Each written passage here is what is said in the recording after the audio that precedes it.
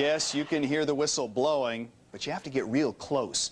You see, pictures don't always tell the true story, and so it is with this story from Kevin Penrod. In our 7 o'clock extra tonight, we go to Edmonds and a hobby gone wild in a man's backyard. Flying by like a ghost train with phantom passengers. Long gone these 60 years.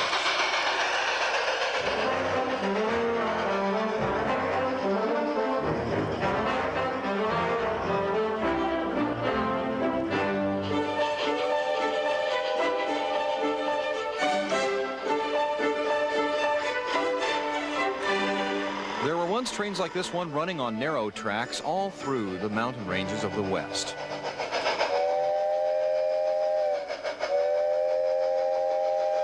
And behind the house, where it has filled up his backyard, Herb Chaudiere calls it his garden railway. And he gave the train a world of its own, outside, where the light and the space could fool him into thinking it was almost real. Where the little people on board this train could stop at the Crannis Inn or choose to ride over Mole Hole Pass and stay in the tiny town of El Patio to eat at Ruby's restaurant.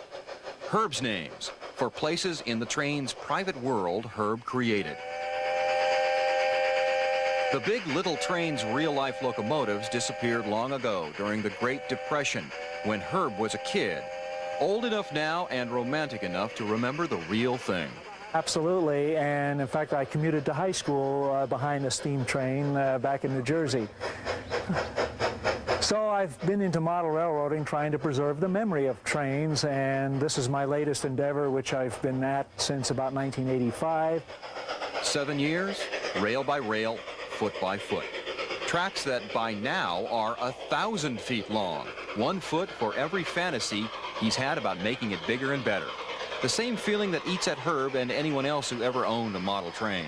It's hard to define, and I think it probably varies from individual to individual. I think, first of all, there has to be an inherent love of trains, and of course, if you're my age and grew up in the era of steam locomotives are much more dynamic, much more interesting than our present-day diesel locomotives.